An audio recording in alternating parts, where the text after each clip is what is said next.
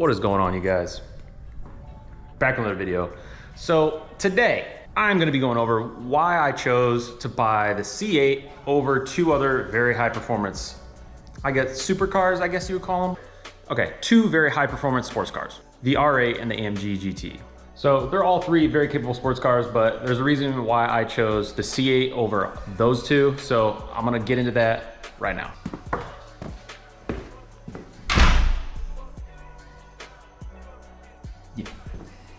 Oh, this garage door. And of course, the day I decided to film, it, is the one day, the first day in 2022 that it's raining. So jumping right into it, I'm not gonna make you guys wait so you guys dislike the video. So the main reasons why I chose this car over the first gen Audi R8 V10 and the AMG GT 2016 through 2017. Basically, I was shopping for a car around the 100 grand range. So getting into the pros of the C8. Pros are, it has a warranty. So I can beat the shit out of this thing, not worry about anything breaking. If something breaks, yeah, there might be supply chain issues, but it's no money out of my pocket. So that's a plus. The 0 to 60 is ridiculous. When I watched the unveiling of this thing and they said that the 0 to 60s were sub, 3 seconds, that just blew me away because I knew it was gonna have the new gen LT1, which is the LT2, pushrod V8 in the back, which is just crazy. A lot of that is because of the rear weight, the gearing, and the dual clutch transmission. So yeah, that was awesome. I mean, 0 to 60 as fast as a Huracan or 720S. At a red light, this literally will be able to hold its own with R8s, Huracans, 570s. Basically, any car around that 3-second range, this can hang with them. It's 100 grand. I mean, honestly, that's unbelievable how GM was able to engineer this car to be able to do that at such an affordable price range. The second pro, I think, is the exterior design. I mean, I love the look of this thing. Obviously, the rear end is a little blocky, I will admit. That's from an owner. I don't love the look of the rear end, but at the same time, the front and the side makes up for it as far as being, it's a mid-engine car built in, this day and age. That's just insane.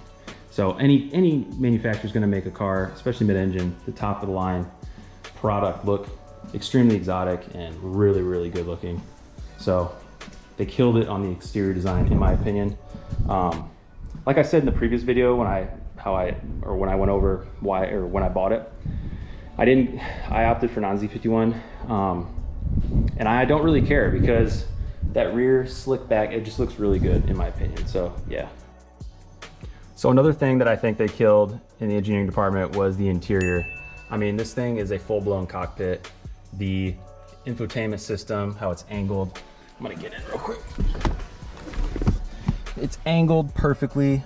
These buttons, I didn't think I was gonna like it, but after sitting in it and seeing it in real life, it is really, really futuristic looking.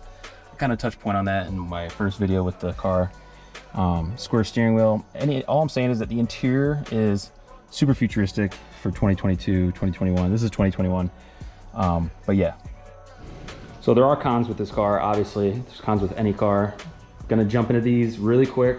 So you cannot tune this car. The ECU is locked, which is unfortunate. For people that put forced induction on it, they have to run either piggyback systems or ways to fuel this NAV8 because the ECU is locked from the factory. And GM claims that's because they want to protect us from hacking and whatnot. So yeah, that's that. And then the last thing, which isn't really a big deal to me. I mean, I know it's, a lot of people buy cars for, to look cool and stuff, which obviously being a car guy, you want to do that as well. But I mean, this car, it does have the stigma of being a Corvette. I mean, I'm probably the youngest C8 owner that I've ever met or seen in Phoenix. So yeah, there is that stigma. But at the same time, that's not a big deal. Like, it's a cool car. It's a sought after car for a reason. I mean, the Corvette name has always been performance for dollars. So yeah. It's my Audi boys who buy R8s. I know a couple guys with R8s. They're really sweet and I wanted one. Pros of that, obviously, V10 cannot beat the V10. It kind of has that supercar status, and the Audi branding is there. The Audi branding is sweet, I mean, it's German. So getting into the cons of the R8, no warranty. The tech's a little dated, in my opinion. The interior's a little dated, at least on the first gen. It's also naturally aspirated. Forced induction is really the only way you're gonna make power. I mean, you can tune it, but it's gonna be negligible. And then, you know, if you really wanna make power, you gotta put forced induction on an R8. Pros of the AMG GT are 4-liter bi-turbo hand-built engine. That's pretty sick. Because it's bi-turbo, you can put a tune on it. I know guys that put downpipes and tunes on those 4 liters and they make 700 wheel. That's just ridiculous. That's one thing I really wish I could do with this car is like tune it, or buy a tune. That's why, you know, it's the same thing with all the B58 guys that make 600 wheel horsepower with, you know, a couple bolt-ons and a tune. It's crazy. It's not possible in the C8. So that's something that the GT beats this car on. It looks great, obviously. And then the branding of AMG, I mean, come on. Some cons for the GT. Obviously, I think depreciation will hit the GT a little bit harder than the other cars. For some reason, Mercedes and AMG cars, they hit depreciation just a little harder than others. I don't know why. I think the GT will hold depreciation better than other, you know, like S-Class AMGs, but at the same time, it's still a Mercedes and it'll still, you know, drop in value over time. Unless everything goes electric, then I could literally be wrong. But yeah, one of the reasons also this, I figured I could own it for 6 months and still either break even or only lose like a couple grand, so yeah.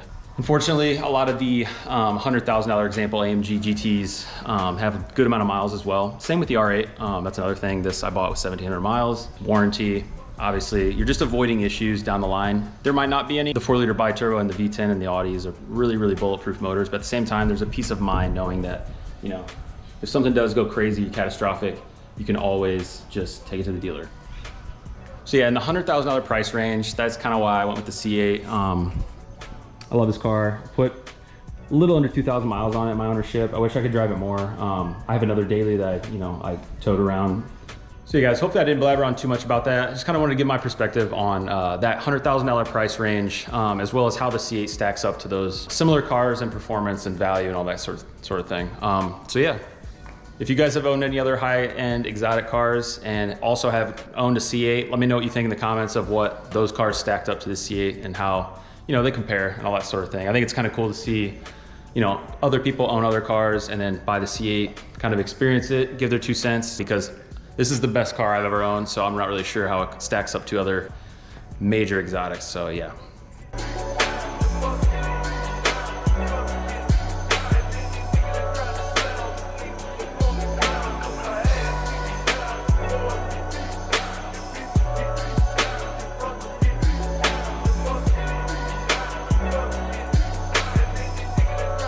Closed garage, cold start.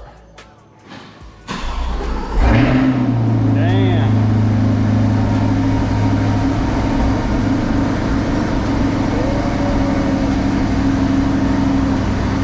All right, I better stop. Gas is like $6.50 here. So yeah, hopefully you guys enjoy this video and kind of can understand where I'm coming from why I chose the C8 over those other cars.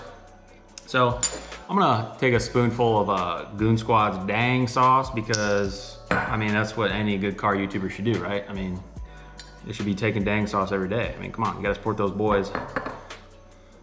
And on the back it says, technician approved, and then there's a little picture of a cat. What does that mean? What, does that mean I can give it to my cat? Anyway, bottoms up.